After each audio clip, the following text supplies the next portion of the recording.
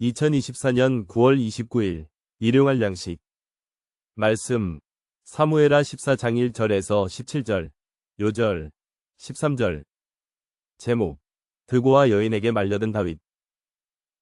스루야의 아들 요압이 왕의 마음이 압살롬에게로 향하는 줄 알고 드고아의 사람을 보내 거기서 지혜로운 여인 하나를 데려다가 그에게 이르되 청하건대 너는 상주가 된 것처럼 상복을 입고 기름을 바르지 말고 죽은 사람을 위하여 오래 슬퍼하는 여인 같이 하고 왕께 들어가서 그에게 이러이러하게 말하라고 요압이 그의 입에 할 말을 넣어주니라.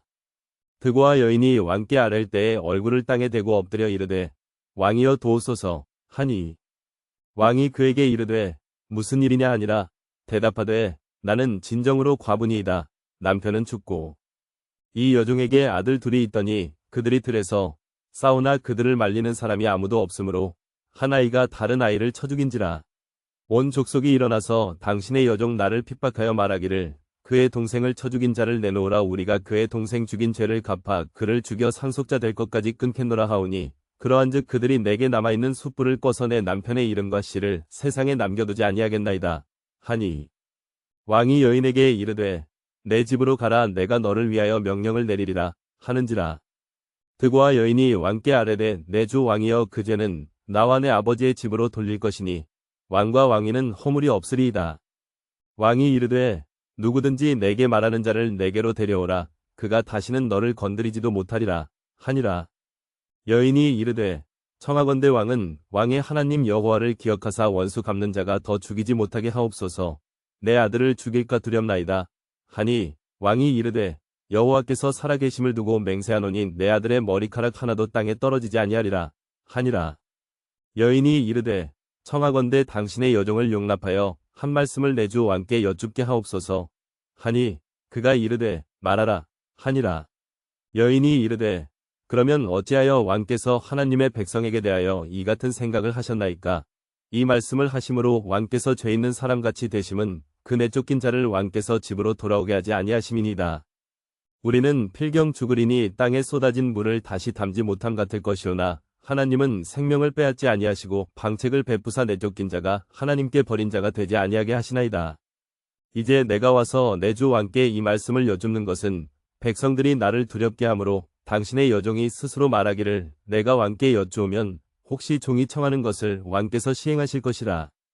왕께서 들으시고 나와 내 아들을 함께 하나님의 기업에서 그늘 자의 손으로부터 주의 종을 구원하시리라 함이니이다.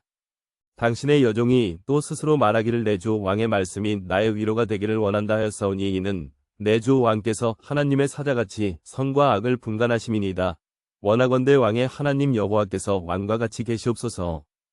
요압이 왕의 마음이 압살롬에게 향하는 줄 알고 드고아에서 여인 하나를 데려와 상주복을 입히고 연극을 꾸몄습니다.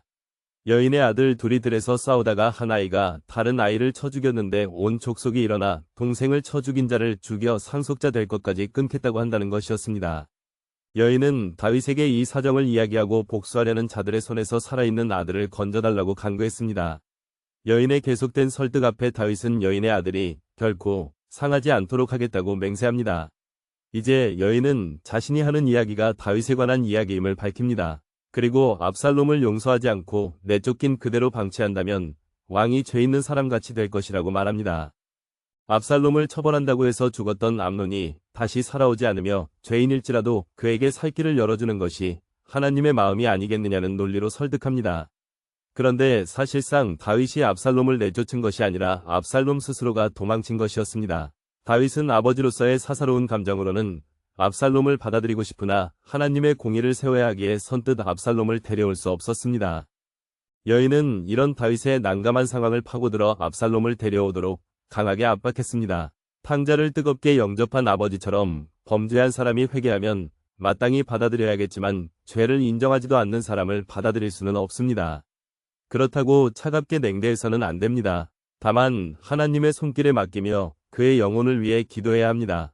적용. 회개치 않은 형제가 있습니까? 한마디. 받아들이기 전에 먼저 회개하도록